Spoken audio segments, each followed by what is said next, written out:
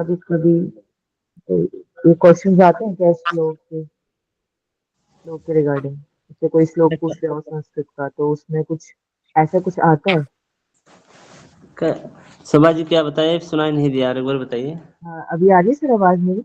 हाँ सर मैं ये पूछ रही थी कि जैसे श्लोक वगैरह आते हैं संस्कृत के, उसमें क्वेश्चन वगैरह ऐसे कुछ सिलेंडर ब्लैंक से दे दिया ये किसका हाँ है, हाँ। ऐसे आता है। हाँ, ये तो कभी तो जब मिलान रहता तो श्लोक भी दे सकता, तो इसमें आपको यदि ये श्लोक भी पता रहेगा तब तो आप उसको आंसर दे पाएंगे। खाली सर हिंदी आपकी वॉइस ही ब्रेक हो रही है। रहने वॉइस से ब्रेक हो रही है सर आपकी। पता नहीं। जैसे कि ये जो रोग बताया ना कितने सभी को, जैसे कि प्राणायाम के गलत अभ्यास से क्या क्या रोग होता है, उसमें आपको मिलान करने के उसको क्रम दे दिया कि काश श्वास प्लीहा कुष्ठ, ये श्लोक आपको याद रहेगा तो आप इसको मतलब सही आंसर दे सकते। खांसी वगैरह नहीं मतलब लिखा रहे। सर लाइक, हाँ जी। मतलब सर इसका मतलब जैसे मेन मेन इम्पोर्टेंट जो श्लोक है वो हमें हाँ मतलब एक बार बार बार उसको देखना पड़ेगा। जैसे कि कपाल मतलब षटकर्म हो गए, प्राणायाम हो गए और आसन हो गए, तो इनके हमें श्लोकों को बार बार देखना पड़ेगा क्योंकि अगर ये सभी जैसे कि इम्पोर्टेंट है। पथ्य पथ्य पत्थ पत्थ का श्लोक किसी को याद है? पथ्य क्या है, अपथ्य क्या है, कौन बता सकते हैं? जैसे कि इससे पहले कोई बताए थे ना, वो जो 33 सिद्ध योगियों के नाम, कौन सा पथ्य अपथ्य किनको याद है? बिना देखकर कौन वीडियो ऑन करके बता सकते हैं? आशा देश पांडे जी को याद है? देखना नेहा पड़ेगा अंदर अंदर से कुछ तो एकदम नहीं हो पाएगा। अच्छा, इसको कंठस्थी कर लेना। हाँ, श्लोक तो करना पड़ेगा। हाँ, एक दो जो इम्पोर्टेंट श्लोक है उसको कंठस्थी करने से आपका है, इसमें हानि नहीं है, इसका लाभ ही है ना, तो उसको श्लोक को पढ़ने से। तो ठीक है, कोई प्रार्थना करा दीजिए।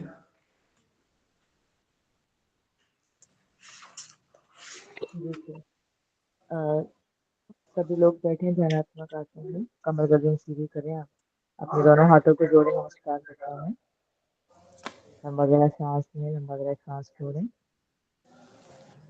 योगेन चित्तस्य पदेन वाचा मलं शरीरस्य च वैद्यकेन योपाकरोत्तं प्रवरं मुनीनां पतञ्जलिं प्राञ्जलिरानतोऽस्मि।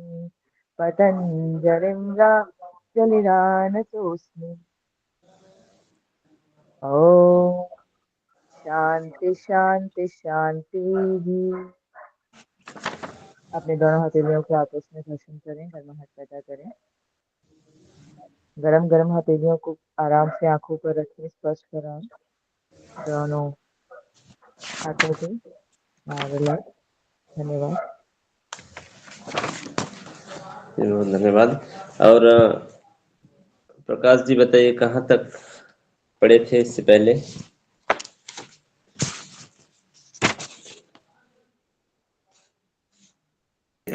हाँ सर, अभी अष्टकुंभक स्टार्ट करेंगे। षटकर्मा तो कल कंप्लीट हो गया था सर। तो कौन मैं श्लोक श्लोक बताइए। निकालता हूँ सर, एक जस्ट जस्ट प्लीज।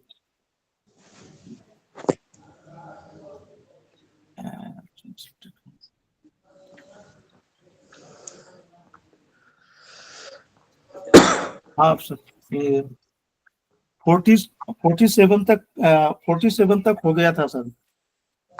तो आज 48 से स्टार्ट करना है सर, अष्टकुंभ का। अष्टकुंभ। नहीं, वेरी सॉरी, 44 सर, 44। सर 40 तक हो गया था, तब 41 से करना है शायद। बताइए 41 कौन सा श्लोक है? जी सर, 41 से हो गए। श्लोक क्या बताइए, पढ़कर सुनाइए, क्या है?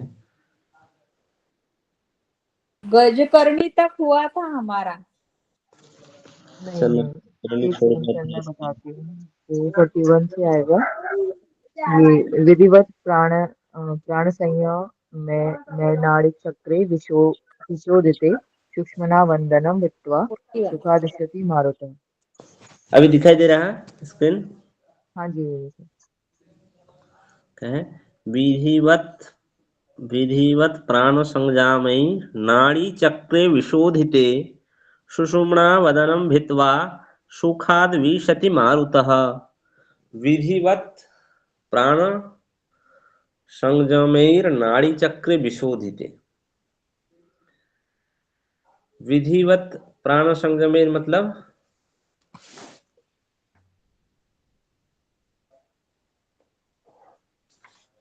सुनाई दे रहा है? हेलो। विधिवत प्राण संजमैर, विधि पूर्वक प्राणायाम के अभ्यास से संगमेर नाड़ी चक्रे विशोधिते, नाड़ी समूहों को विशोधिते मतलब शुद्ध करके, मतलब निर्मल करके, सुषुम्ना बदनम भित्वा सुखाद विशति मारुतः। इसके बाद क्या, वायु को सुषुम्ना नाड़ी के मुख का भेदन कर उसमें सुखपूर्वक प्रविष्ट कराता है। विधिवत प्राण संगमेर नाड़ी चक्र विशोधिते, विधि पूर्वक प्राणायाम के अभ्यास से जब नाड़ी चक्र विशोधिते मतलब नाड़ी समूह जो है 72 नाड़ी समूह जब शुद्ध हो जाता है, सुषुम्ना बदनम भित्वा सुखाद विशति मारुतः, वायु सुषुम्ना नाड़ी के मुख को भेदन करके उसमें सुखपूर्वक सुखाद विशति मारुतः, सुखपूर्वक ये वायु प्रविष्ट होता है। कहाँ? सुषुम्ना नाड़ी के मुख को भेदन कर। सुषुम्ना बदनम भित्वा, बदन मतलब क्या? बदन मतलब मुख। हाँ, बदनम सुषुम्ना बदनम भित्वा सुखाद विशति मारुतः, सुषुम्ना नाड़ी की जो मुंह है उसको भेदन कर उसमें सुख पूर्वक क्या प्रवेश करते? मारुतः, ये वायु सुख पूर्वक प्रवेश करते हैं। समझ गए? नेक्स्ट है, इसको कोई पढ़कर सुनाए, कौन पढ़ेंगे? मैं पढ़ूं सर? जी। मारुते मध्य संचारे मन स्थैर्य प्रजायते, मन मन मन अस्थिर प्रजायते, यो मन सुस्थिर भाव सौ मनोमणि, सौ अवस्था मनोमणि सर। सही बात, ये क्वेश्चन आया था, ये आप लोगों को इस बार ये क्वेश्चन आया था, जो लोग परीक्षा दिया है ये देखे ना, ये क्वेश्चन आया था। मनोन्मणि अवस्था पढ़े थे, कौन? आशा देश पांडे जी परीक्षा दिए थे ना, आप देखे ये क्वेश्चन? हाँ, इस बार नहीं दी थी सर मैंने, हाँ, जून इस की। बार जो दिए हैं उनको पता है, मनोन्मणि हाँ, इस बार है नहीं दी। ये मनोन्मणि, इसको यदि ये श्लोक आया था ये परीक्षा में, तो मारुते मध्य संचारे, मारुते मध्य संचारे मनः स्थैर्यं प्रजायते, यो मनः सुस्थिरी भावः स एव अवस्था मनोन्मणि। ये मनोन्मणि अवस्था किसे कहते हैं? कि वायु जब सुषुम्ना में प्रवेश होते हैं, मारुते मध्य संचारे, ये तीनों नाड़ी मुख्य है, जानते हैं? ईड़ा, पिंगला और सुषुम्ना। ईड़ा जो बाएं नासिका, इसे ईड़ा कहते हैं। पिंगला है दाहिना नासिका, और बीच में जो है इसे कहते कि सुषुम्ना। कहते कि वायु या प्राण जब सुषुम्ना में प्रवेश होने पर मन का उस समय यदि प्रवेश होता है तो मनः स्थैर्यम प्रजायते, मन स्थैर्यम अर्थात स्थिरता। हाँ, स्थैर्यम मतलब क्या? ये स्थैर्यम प्रजायते, जब वायु सुषुम्ना में प्रवेश हो जाते तो मन स्थिर हो जाता है। यो मनः सुस्थिरी भावः, यो मनः सुस्थिरी भावः स एव अवस्था, शैवावस्था, शैवावस्था इसमें संधि करके दिया है, शैवावस्था। इसका विच्छेद करेंगे जब, स एव अवस्था, वही अवस्था क्या है, मनोन्मणि कहलाता है उसे। कौन सा अवस्था को, जो वायु या प्राण जब सुषुम्ना में प्रवेश होकर हो जाते हैं तो मन उसमें स्थिर हो जाता है। मन का स्थिर हो जाना है, जो मनः सुस्थिर भाव, ये मन के भली प्रकार से स्थित हो जाना ही सा एव अवस्था, वही अवस्था मनोन्मणि, इसे मनोन्मणि अवस्था कहते हैं। अथो मनोन्मणि मारुते मध्य संचारे मनः स्थैर्यं प्रजायते, यो मनः सुस्थिरी भावः सैवावस्था मनोन्मणि। वायु सुषुम्ना में प्रवेश होने पर मन में स्थिरता उत्पन्न होते हैं, और मन जब स्थिर हो जाते हैं वही अवस्था मनोन्मणि कहलाता है। तो मनोन्मणि अवस्था याद रहेगा किसे कहते, मारुते मध्य संचारे। मारुत, मारुत शब्द का अर्थ क्या है, मारुत मतलब वायु, मध्य संचारे नाम सुषुम्ना में जब प्रवेश होता है, मनः स्थैर्यं प्रजायते, तब मन भी स्थिर हो जाता है। जो मन सुस्थिर भाव, जो मन स्थिर रहता है उसे क्या कहता है, वही स एव अवस्था मनोन्मणि, वही अवस्था मनोन्मणि है। ठीक है, नेक्स्ट श्लोक। तत्सिद्धये विधानज्ञाश्चित्रा कुर्वन्ति कुंभकान्, विचित्र कुंभकाभ्यासाद् विचित्रां सिद्धि माप्नुयात्। तत्सिद्धये विधानज्ञाश्चित्रान् कुर्वन्ति कुंभकान्। तत्सिद्धये विधानज्ञाश्चित्रान् कुर्वन्ति कुंभकान्, विचित्र कुंभकाभ्यासाद् विचित्रां सिद्धिमाप्नुयात्।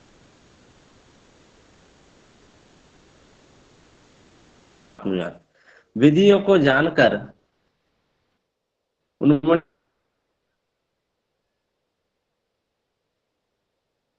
अवस्था की प्राप्ति के लिए विविध प्रकार के कुंभकों का अभ्यास करते हैं साधकगण।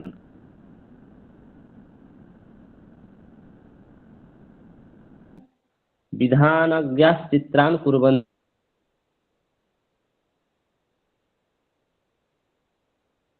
कुंभकान्, साधकगण विविध प्रकार के कुंभक का अभ्यास करते हैं।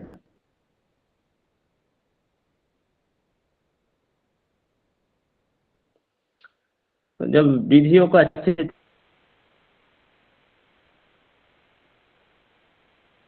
तरह जानकर जो योग साधक गण ये उन्मणि अवस्था जो पढ़े हैं, उन्मणि अवस्था को प्राप्ति के लिए आवाज नहीं आ रही। विविध प्रकार के कुंभक का अभ्यास करते हैं। आवाज विचित्र ब्रेक हो कुंभक है। सर आपकी आवाज ब्रेक हो रही है। जी सर। अच्छा, सभी लोग को अच्छा, मैं दूसरे कुछ से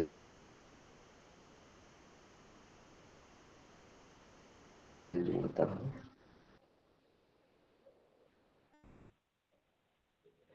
पता नहीं, शायद नेटवर्क का समस्या है।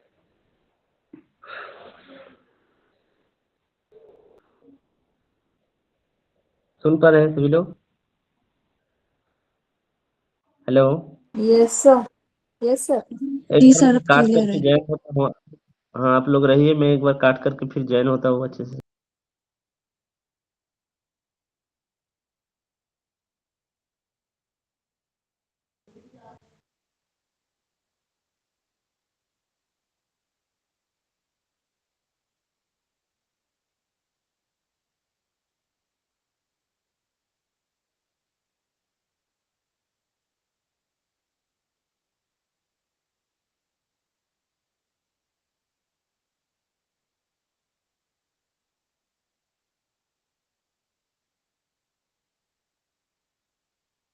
हेलो,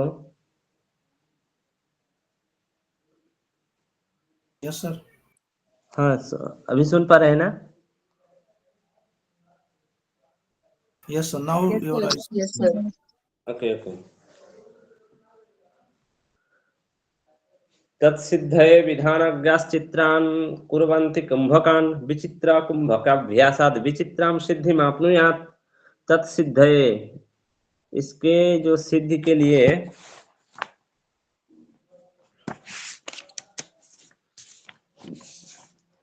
किसकी सिद्धि के लिए? उन्मनी अवस्था की सिद्धि के लिए, मनोन्मनी अवस्था पढ़े ना, इसकी सिद्धि के लिए तत्सिद्धये विधानज्ञास चित्रान कुर्वन्ति कुंभकान। विविध प्रकार के कुंभक के अभ्यास करते हैं योग साधकगण। विचित्र कुंभकाभ्यासाद विचित्राम सिद्धिम अप्नुयात्। विविध प्रकार के कुंभक के अभ्यास करने से क्या होता है कि विविध प्रकार के सिद्धियां प्राप्त होते हैं। सिद्धियां कितने देखे योग दर्शन में? 8 सिद्धियां है कि नहीं, कोई याद है?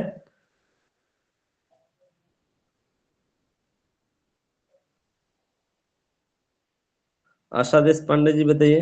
यस सर, अनिमा, महिमा, गरिमा, प्राप्ति, प्राकाम्य, हाँ, अनिमा, महिमा, गरिमा, लघिमा, प्राप्ति, Ishita, प्राकाम्य। Ishita, Yashita.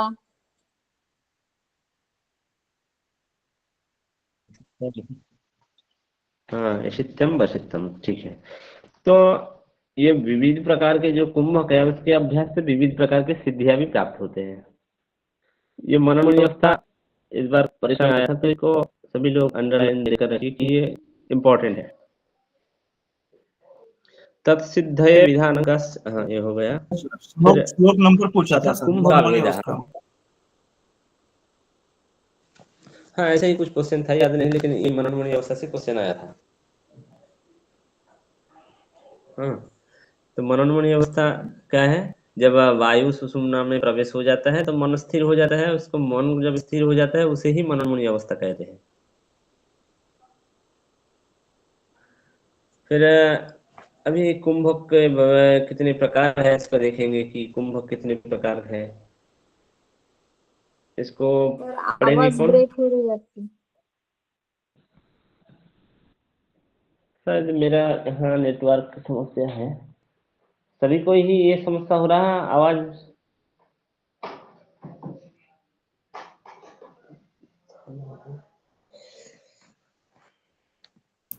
Yes sir, voice break है। बीच बीच बीच बीच में हो रहा है, ठीक है। कोई पढ़कर सुनाइए इसको। कौन पढ़ेंगे? नेहा आर्या जी सूर्य सुनाइए। भेदनम उज्जयी शीतकारी शीतली, सूर्य भेदनम उज्जयी शीतकारी शीतली भस्त्रिका भ्रामरी मूर्छा तथा शीतली तथा भस्त्रिका भ्रामरी मूर्छा प्लावनी इत कुंभका, इत अष्ट कुंभका। सूर्य भेदनम उज्जाई शीतकारी शीतली तथा भस्त्रिका भ्रामरी मूर्छा प्लावनी इति अष्टकुंभकाः। क्या क्या है? सूर्य भेदन, उज्जयी, शीतकारी, शीतली, भस्त्रिका, भ्रामरी, मूर्छा और प्लावनी, ये 8 प्रकार के कुंभक है। तो कुंभक का भेद देख लिए क्या क्या? सूर्य भेदनम, उज्जाई, शीतकारी, शीतली, भस्त्रिका, भ्रामरी, मूर्छा, प्लावनी इति अष्टकुंभका। यह 8 प्रकार के कुंभक है।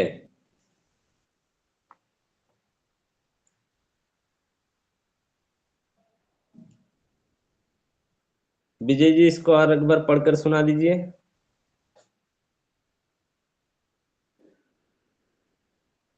हाँ जी सर, कौन से वाला? 8 प्रकार के कुंभक के सुनाइए क्या? अच्छा, सूर्य भेद मनोजाई शीतकारी शीतली तथा भस्त्रिका भ्रामरी मूर्छा प्लावनी इत्यष्ट कुंभकः। हाँ, सूर्य भेदनम उज्जाई शीतकारी शीतली तथा भस्त्रिका भ्रामरी मूर्छा प्लावनी इति अष्टकुंभकाः। ये सभी को याद रखना चाहिए 8 कुंभक के नाम। ठीक है, तो इसके बाद क्या कहते हैं? पुरोकांते तु कर्तव्यो बंधो जालंधर विधः कुंभकांते रेचकादौ कर्तव्यस्तु उड्डयनकः। फिर कुंभक के प्रकार में बताते हैं कि एक कुंभक का प्रकार देख लिए। अभी कहते हैं कि पूर्वकांते जलंधरम, पूर्व के अंत में जलंधर नामक बंध करना चाहिए। जलंधर बंध मतलब चिन्ह को लक करना चाहिए। हाँ, चिन्ह लक के जो क्रियाएं है उसे क्या कहते हैं? जालंधर बंध कहते हैं। पूरक अंतितु कर्तव्य। पूरक मतलब क्या? इनहेल के बाद पूरक के अंत में क्या? जलंधर नामक बंध करना चाहिए। बंधो जालंधर विधः, जलंधर नामक बंध करना चाहिए। कुंभकांते रेचकादौ कर्तव्यस्तु उड्डयनकः। और कुंभक के अंत में, अंत तथा रेचक के आरंभ। हाँ? कुंभक मतलब जो सांस को रोककर, उसके अंत क्या है? रेचक। उसके अंत रेचक के आरंभ जब होता है तब क्या? उड्डयन नामक बंध करना चाहिए। तो जालंधर बंध कब करना चाहिए? पूरक के अंत में जालंधर, पूर्वकांते तु कर्तव्य, बंधो जालंधर विधः। कुंभकांते रेचकादौ कर्तव्यस्तु उड्डयनकः। कुंभक के अंत में तथा रेचक के प्रारंभ में उड्डयन बंद करना चाहिए। याद रहेगा, पूरक के अंत में क्या? जालंधर बंद, और कुंभक के अंत में उड्डयन बंद करना चाहिए।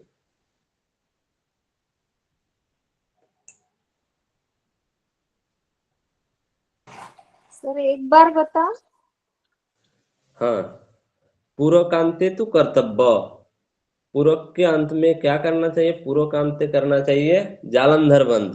अच्छा, और कुंभक के अंत अर्थात रेचक के पहले, एक्सेल से पहले क्या? उड्डयन बंद करना चाहिए। उड्डयन बंद जानते हैं? स्टमक को लग करके, पेट को लग कर देते तो क्या उसे उड्डयन बंद कहते हैं। ये तीन मुख्य बंद है, जानते हैं ना? उड्डयन बंद, जालंधर बंद और मूल बंद। मूल बंद मतलब एनास लॉक, और स्टमक लॉक यानी उड्डयन बंद, और चिन लॉक जालंधर, इसे जालंधर बंद कहते हैं। तो ये जालंधर बंद कब करना चाहिए? पूरकांते, पूरक के अंत में जालंधर बंद, और कुंभक के अंत में उड्डयन बंद। याद रहेगा अभी? उड्डयन बंद मतलब जो उदर के अधभाग को अंदर दबाना, इसे कहते हैं उड्डयन बंद। नेक्स्ट है अधस्ता कुंचनेनाशु कंठ संकोचने कृते मध्ये पश्चिमतानेन शतप्राणो ब्रह्मनाड़िगः। अधस्ता कुंचनेनाशु, कंठ संकोचने कृते मध्य पश्चिमतानेन शतप्राणो ब्रह्मनाड़िगः। जलंधर बंद के बाद नीचे के प्रदेश, अधस्तान मतलब नीचे के जो प्रदेश या गुदा का शीघ्रता से क्या करना चाहिए? आकुंचन, हाँ, मतलब मूल बंद लगाना है। मध्य पश्चिम तानेन,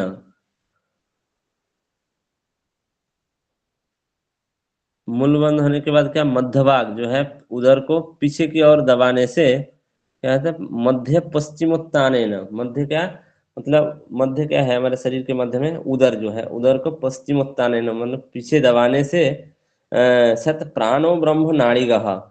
क्या होता है कि प्राण सुषुम्ना में प्रवेश करते हैं। क्या कहा इसका अर्थ? जलंधर बंद के बाद गुदा का शीघ्रता से आकुंचन करने से, मतलब गुदा का आकुंचन मतलब मूल बंद करने से, तथा इसके बाद क्या है? मध्य मध्य पश्चिम तानेन।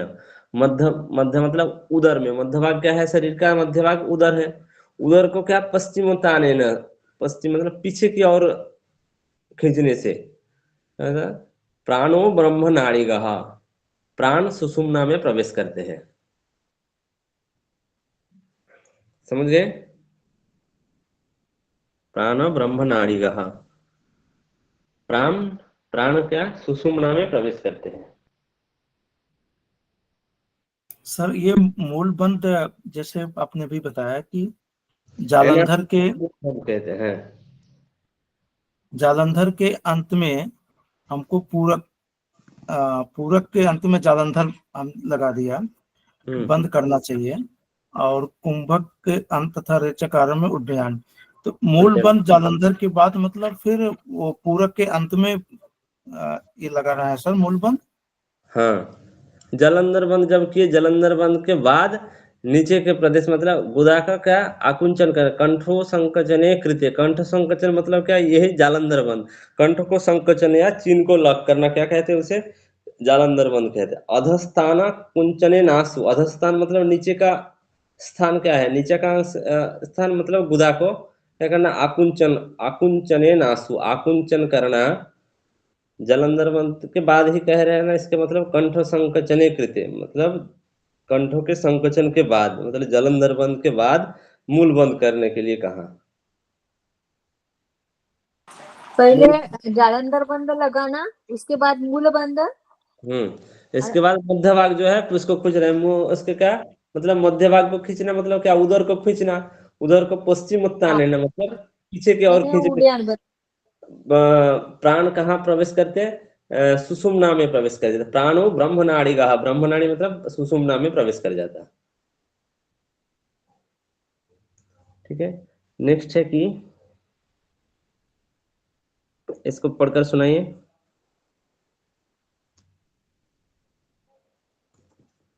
शोभा जी पढ़िए।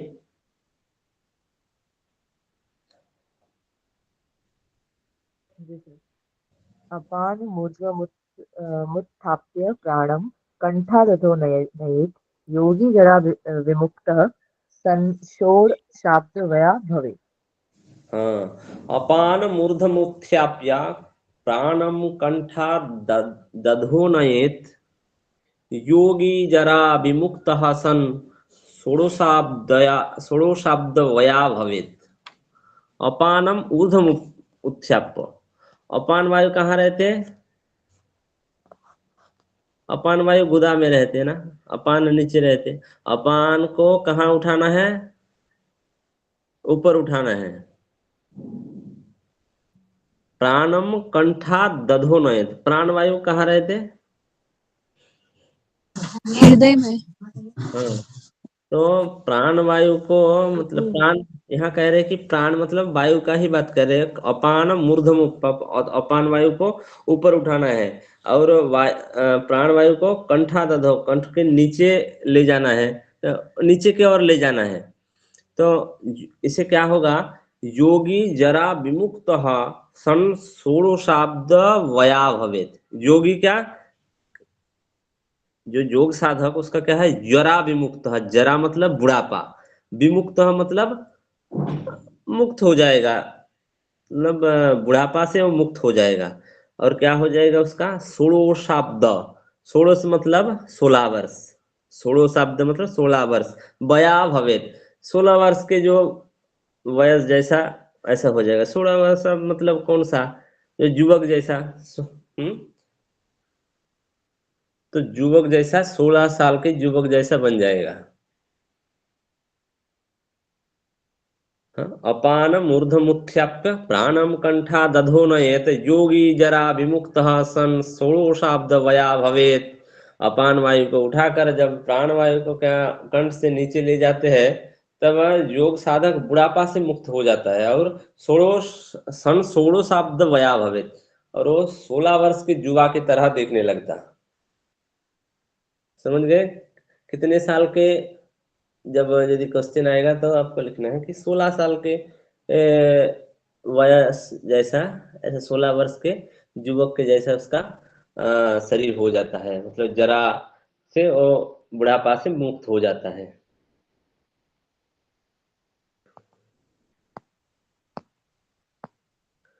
नेक्स्ट है जो पहला कुंभक कहते कि अथा सूर्य भेदनम,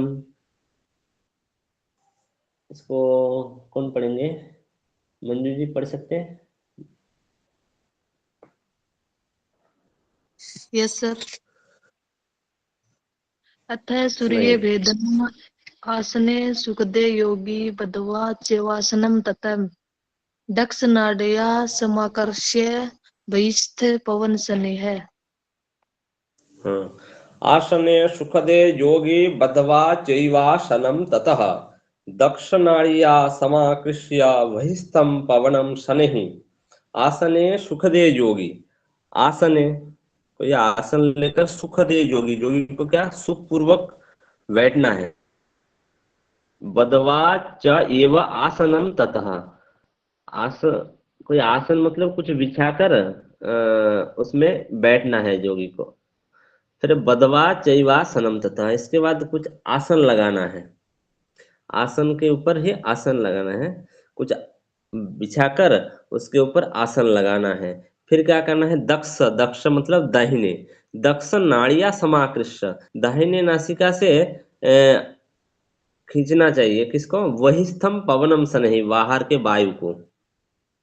समझ गए, आसने सुखदे योगी बदवा च एव आसनम ततः दक्ष नाड़िया समाकृष्य वहिस्थम पवनम सनहि। वहिस्थ मतलब बाहर के, पवन मतलब वायु, सनहि मतलब धीरे। तो इसका अर्थ क्या हो गया, आसने सुखदे योगी, कुछ अच्छा सा आसन बिछाकर उसके ऊपर आसन लगाना है, बद्ध्वा चैवासनम ततः दक्ष नाड़िया समाकृष्य, दाहिने नासिका से वायु को, वहिस्थम पवन बाहर के वायु को धीरे खींचना चाहिए।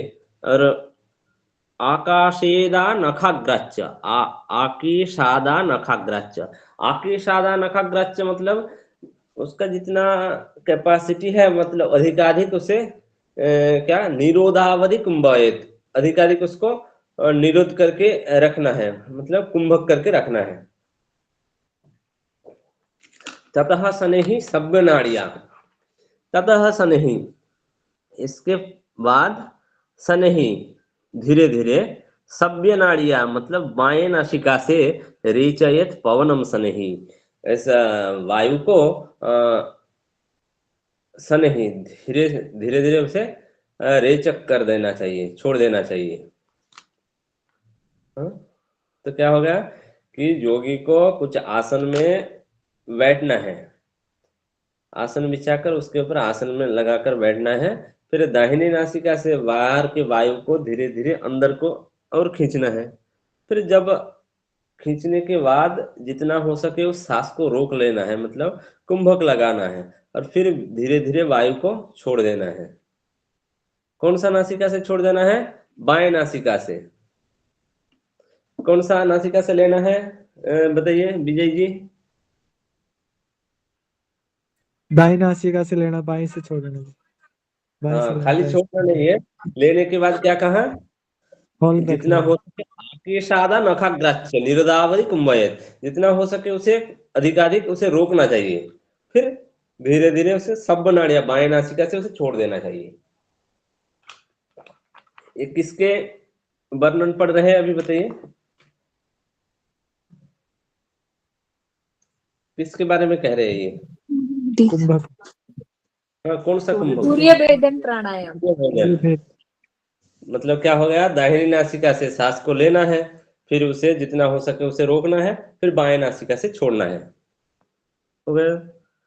तो ये हो गया सूर्य वेदन किसे कहते हैं। सूर्य वेदन तो अब कर लिए, इसके बाद क्या होगा करने से, इसको पढ़ेंगे मेघा जी, पढ़े, डायटीशियन जी है।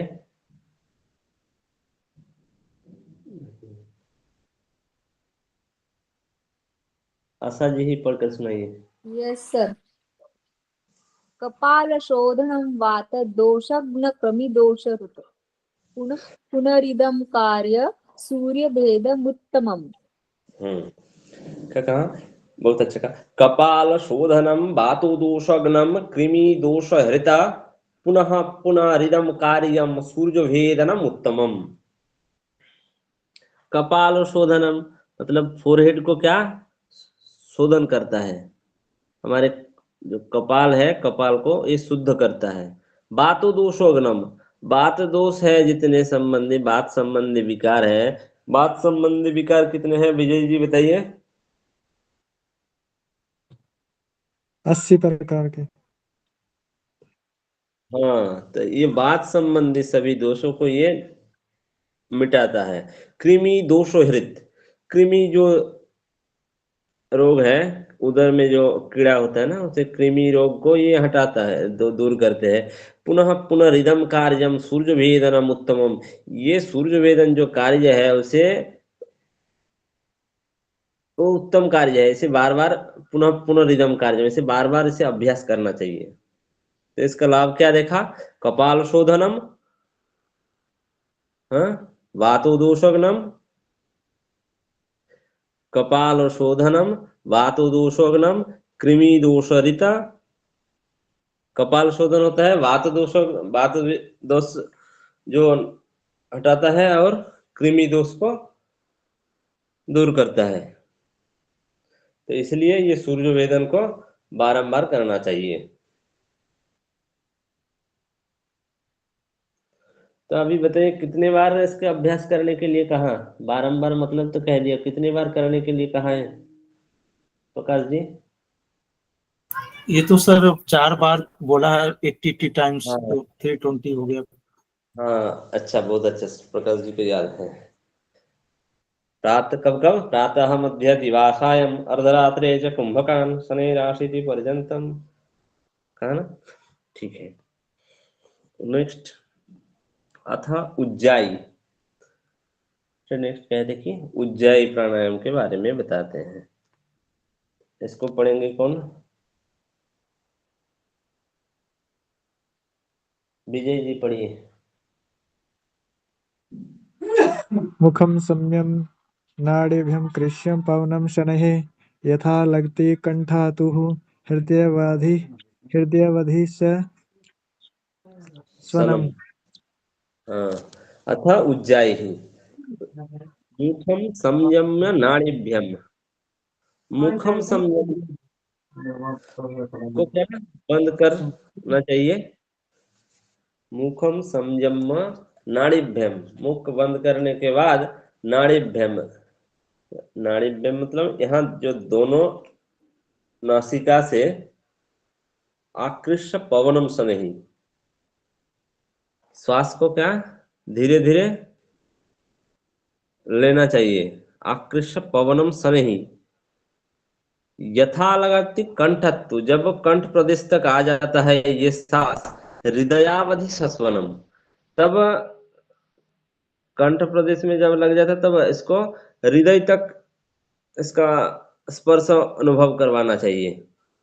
मुखम संयम नाड़ीभ्यम आकृष्य पवनम शनैः, मुख को बंद करके नासिका से सांस लेना है, हाँ?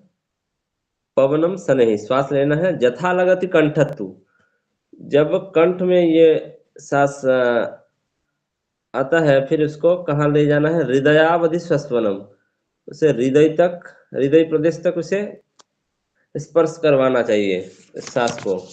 फिर पूर्ववत कुंभयत प्राणम, पूर्ववत कुंभयत प्राणम, पूर्ववत मतलब पहले जैसे देखे, पहले कौन सा कुंभक देखे है? सूर्य भेदन देखे है। सूर्य भेदन में क्या किए थे? सांस लेने के बाद कुंभक लगाए थे, वैसे ही इसमें क्या लगाना चाहिए? पूर्ववत कुंभयत प्राणम, पहले जैसे सूर्यवदन के उसके समान ही कुंभक करना चाहिए। रेचेद इड़या तथा, फिर इसके बाद इड़या नासिका से इसे रेचक करना चाहिए, मतलब निकाल देना, एक्सेल करना चाहिए। इड़ा नासिका मतलब कौन सा नासिका शोभा जी? Left nostril. हाँ, तो इसे लेफ्ट नोस्ट्रिल से छोड़ देना चाहिए। तो छोड़ देने से क्या लाभ होगा? श्लेष्म दोषो हरम कंठे देहानल विवर्धनम, कंठ में जो रोग है और श्लेष्मा दोष जो कफ जनित जो रोग है ये दूर हो जाता है। और कंठ हरम कंठे देहानल विवर्धनम, इससे कफ जनित जो इतना रोग है ये दूर हो जाता है, और कंठ में जो रोग है, कंठ में कुछ रोग होता तो ये दूर हो जाता। और देहानल विवर्धनम, देहा और अनल, देहानल, देहा के अनल, देहाग्नि मतलब जठराग्नि को विवर्धनम ये बढ़ाता है। क्या देखे? श्लेष्मा दोष हरम कंठे, मतलब कब्ज जनित रोग को दूर करते और हरम कंठ के दोष से दूर करता, और देहानल विवर्धनम, जठराग्नि को बढ़ाता है। और भी लाभ है, नाड़ी जलोदर धातुगत दोष विनाशनम, गच्छता तिष्ठता कार्यम उज्जायख्यम तु कुंभकम। नाड़ी जलोदर, नाड़ी सर मला एक बोलायचं, श्लेष्मा दूर करता है इस वो म्हणजे यानी कि वो हीट क्रिएट करता है ना सर? हाँ, है तो ना? इसे करने से श्लेष्मा दोष मतलब कफ जनित जो रोग है ये दूर हो जाता है उसमें। इससे पहले कौन सा किसमें पढ़े थे ना, काल पढ़े थे, तो किसमें पढ़े थे ना, कफ कफ दोष को दूर करता है। ये षटकर में पढ़ा था। मैं एक पिक्चर चित्र दिखाया था ना, भस्त्रावल लोहकार कपाल कपाल भाती हाँ, भस्त्रावल किस भस्त्रावल लोहकार शरीर च पूर्व संभ्रमो, कपाल भातिर विख्याता कफ दोष विशोषिनी। कपाल भाती क्या, वो भी कफ दोष को नाश करते हैं। इसमें क्या कहा है, श्लेष्मा दोष को, मतलब ये भी कफ दोष ही है। श्लेष्मा दोषम हरम कंठे, श्लेष्मा दोष को दूर करते और कंठ के रोग को दूर करते। देहानल विवर्धनम, देह के जो अग्नि जठराग्नि को बढ़ाता है। और नाड़ी जलोदर धातुगत दोष विनाशनम, नाड़ी जलोदर धातुगत दोष विनाशनम, नाड़ी मतलब नार्व के जितने समस्या। और जलोदर, पेट बढ़ जाता है ना कुछ तरल पदार्थ से बड़ा हुआ देखता है, एक रोग है जलोदर, जो रोग पेट से संबंधित बीमारी है। धातुगत दोष विनाशनम, और धातु संबंधी जितने सारे दोष है उसे विनाश कर देते हैं, मतलब नष्ट कर देते हैं। क्या क्या हुआ, नाड़ी जलोदर धातुगत दोष विनाशनम। तो कितना हो गया इसका लाभ बताइए, क्या क्या लाभ देखें। कफ दोषों का नाश करता है। देखिए, श्लेष्मा दोषो हरम कंठे हो गए दो, क्या, कंठ के रोग, श्लेष्मा दोष कंठ के रोग, देहानल को विवर्धन करता है, और नाड़ी जलोदर धातुगत दोष, कितना हुआ, 1 2 3 4 5 6 दोष हो गया। इतना रोगों को ये नाश करता है। तो इसलिए इसे क्या करना चाहिए, गच्छता तिष्ठता कार्यम उज्जाख्यम तु कुंभकम। गच्छता मतलब जाने के समय, तिष्ठता मतलब बैठने के समय, कार्यम मतलब काम करने के समय कुछ, उज्जाख्यम तो कुंभकम, इसे कभी भी करना चाहिए। तो कौन सा ऐसा कुंभक है जिसे कभी भी कर सकते, तो हो गया कौन सा, उज्जयी, याद रहेगा। इसका कभी उठते बैठते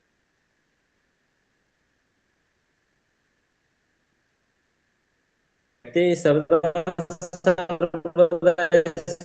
अभ्यास कर सकते हैं। गच्छता तिष्ठता कार्यम उज्जाख्यम तो कुंभकम, चलते फिरते बैठते सभी समय इसका अभ्यास कर सकते हैं।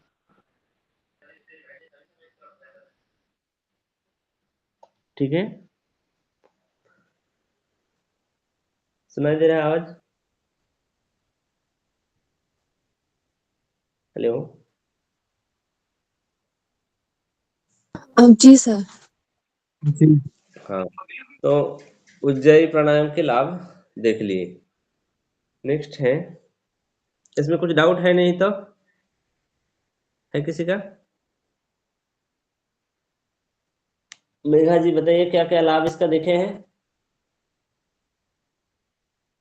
डायटिशियन मेघा जी है? सर इसमें देहानल विवर्धन यानी क्या? देहानल, देह मतलब क्या, शरीर, और अनल अर्थ क्या है, अनल का अर्थ है अग्नि, देह का अग्नि को बढ़ाता है। अनल मतलब आग, आग को, जठराग्नि, देहानल मतलब जठर अग्नि को बढ़ाता है ये। हाँ, अनिल मतलब वायु होता है, अनल मतलब क्या होता है, आग, आग होता है।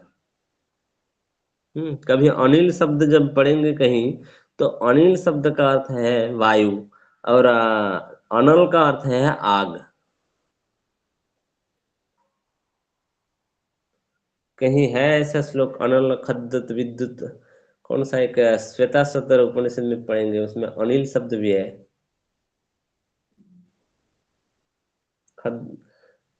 कौन सा एक श्लोक है, खद्दत विद्युत स्फटिक शशि नाम, जानते हैं कोई? ये बाद में पढ़ेंगे, छोड़िए। तो अनल शब्द का अर्थ, देहानल का अर्थ है जठराग्नि को बढ़ाना।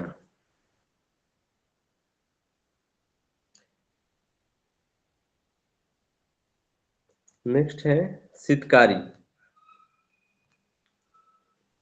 शीतकारी को पढ़कर सुनाएंगे, कौन सुनाएंगे? सर मैं पढ़ूं? पढ़िए। शीतकाम कुर्या तथा वक्त्रे घ्राणेनेव विजृंभिकाम् एवमभ्यास योगेन कामदेवो द्वितीयकः। अच्छा कहा। अथा शीतकारी, अभी शीतकारी के बारे में कहते हैं क्या? इससे पहले कहाँ पढ़े ऐसा अथ शब्द? अथ शब्द बहुत बार पढ़े थे ना योग सूत्र में। अथा पहले पहला योगानुशासनम, योगानुशासनम। अभी इसमें कहते हैं कि स्वात्माराम ने अथा शीतकारी, मतलब अब मैं शीतकारी के वर्णन करता हूँ। क्या कहते हैं कि शीतकाम कुर्जा तथा वक्त्रे घ्राणेन एव विजृंभिकम एवं अभ्यास योगेन कामदेव द्वितीयकः। शीतकाम, शीतकाम शब्द मतलब शीतकार आवाज, जैसे कि स्पाइसी कुछ तीखा खा लेने से मुंह में ऐसे ऐसे करते हैं ना साउंड, शीतकार शब्द जो कहते हैं। मुख से क्या करना है? शीतकाम शब्द करना है, शीतकार, शीतकार शीशी आवाज करना है। वक्त्रे मतलब शीतकाम कुर्जा तथा वक्त्रे, कहाँ से ये सावन करना है? वक्त्रे मतलब मुंह से। घ्राणेन एव विजृंभिकम,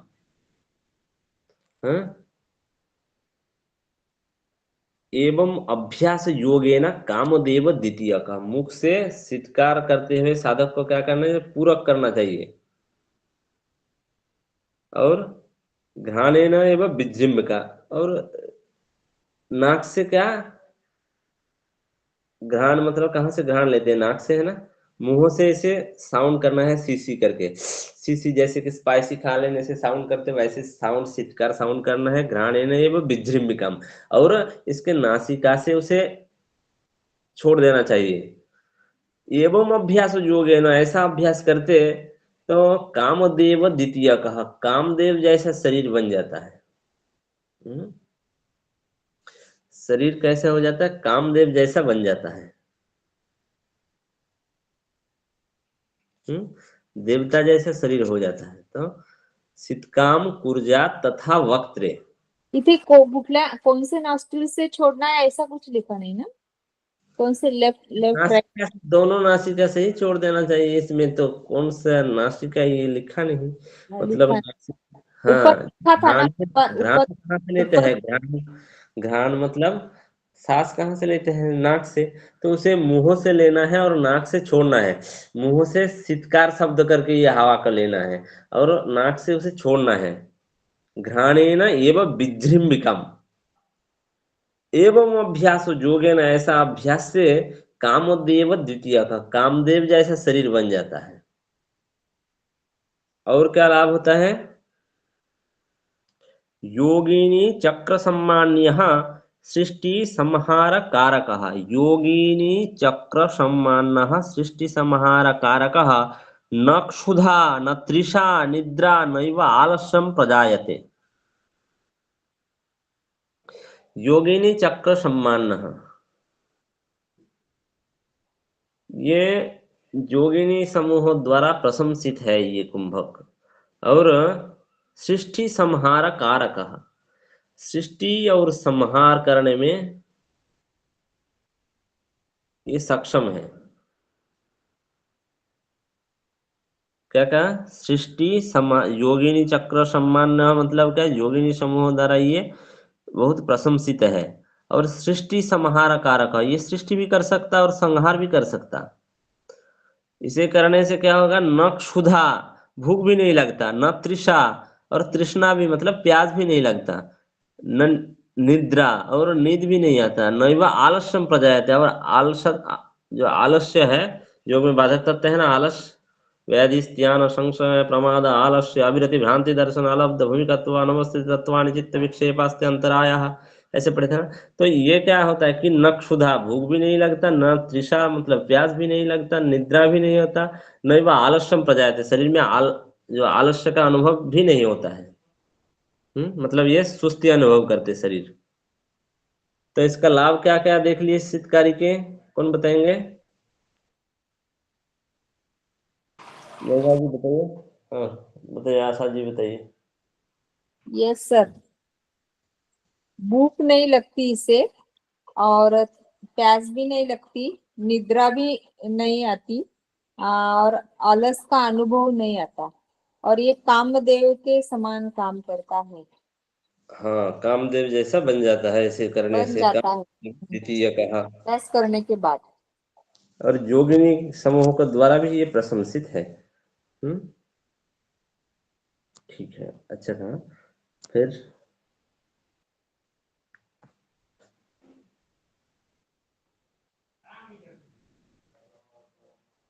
हाँ, नेक्स्ट बाद में पढ़ेंगे। तो आज जितना तक पढ़े इसमें कुछ का कुछ डाउट नहीं है ना, है किसी का?